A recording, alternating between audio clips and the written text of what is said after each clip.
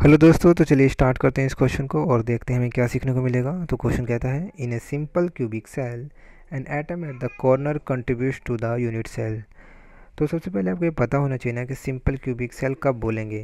देखिए, मान लीजिए आपके पास क्यूब है और सिंपल वर्ड तब बोला जाता है जब एटम सिर्फ और सिर्फ कॉर्नर पे प्रेजेंट रहेगा। ठीक है, तो हमसे पूछा गया है कि ये जो कॉर्नर पे एटम प्रेजेंट है ये कितना कंट्रीब्यूट करेगा इस पर्टिकुलर यूनिट सेल में। तो हमें याद रखना है कि इस एटम को अगर हमें सराउंड करना है, पूरी तरीके से एंक्लोज करना है, तो हमें 8 क्यूब की आवश्यकता पड़ेगी। एक क्यूब मैंने पहले ही बना दिया है, तो हमें 7 और क्यूब की आवश्यकता पड़ेगी। तो टोटल कितने हो जाएंगे? 8। तो 8 क्यूब इसको पूरी तरह सराउंड कर लेंगे, तो हर एक के पास कितना पार्ट आएगा? 1/8 पार्ट आएगा। ठीक है, तो इस तरीके से राइट आंसर कितना हो जाएगा? Option D. ठीक है। अच्छा, ये जो कॉर्नर वाली बातें होती है ना, सिंपल वाली बातें तभी बोलते हैं जब एटम कॉर्नर पे प्रेजेंट हो, या फिर इसको प्रिमिटिव भी बोला जाता है। कॉर्नर के अलावा कहीं और भी प्रेजेंट होगा तो हम उसे नॉन प्रिमिटिव बोलेंगे। जैसे कि ये एफसीसी के केस में होता है। तो एफसीसी के केस में क्या होता है, वहाँ पे एटम फेस पे भी प्रेजेंट रहते हैं। जैसे कि इसका एक फेस है तो यहाँ पे भी एटम प्रेजेंट रहेगा। अच्छा, तो इसका कितना कंट्रीब्यूशन होगा?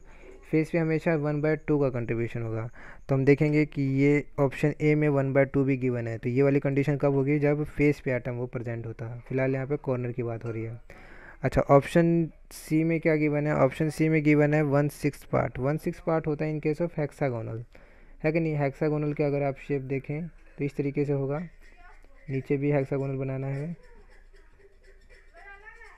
ठीक है, तो ये जो हेक्सागोनल बना, अगर इस केस में अगर एटम कॉर्नर पे प्रेजेंट है तो हम क्या कहेंगे? वो एटम कितना कंट्रीब्यूट कर रहा है? 1/6 पार्ट कंट्रीब्यूट करेगा इस पर्टिकुलर यूनिट सेल में, अगर एटम कॉर्नर पे प्रेजेंट है। ठीक है, तो हमें ये सब चीज़ें याद रखनी है कि हेक्सागोनल में कॉर्नर पे एटम प्रेजेंट है तो वो कितना कंट्रीब्यूट करता है। ठीक है। अच्छा, बी ऑप्शन में गिवन है 1 पार्ट। 1 पार्ट तब होगा ना, मान लीजिए आपके पास कोई भी यूनिट सेल है, वो यूनिट सेल के भीतर ही एटम है पूरा, वो किसी और यूनिट सेल के साथ शेयर ही नहीं कर रहा, तब जाके हम लोग क्या बोलेंगे कि वो उसका 1 पार्ट इंक्लूड है। जैसे कि बीसीसी के केस में देखेंगे तो बीचों बीच होता है, बॉडी डायगोनल के बीचों बीच आपके पास एक एटम होता है, तो जो कि किसी और यूनिट सेल के साथ शेयर ही नहीं करता है। तो इसका पूरा का पूरा पार्ट जो है, पूरा का पूरा एटम इसी यूनिट सेल के लिए समर्पित है कि नहीं?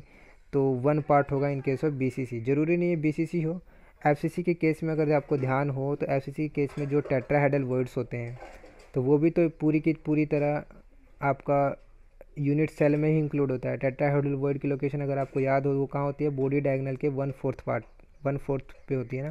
कि मान लीजिए आपके पास ये बॉडी डायगोनल है, बॉडी डायगोनल के ये आधा ये हो गया, इसका 1/4 यहाँ होगा, तो यहाँ लोकेशन होती है जो कि यूनिट सेल के भीतर ही होती है।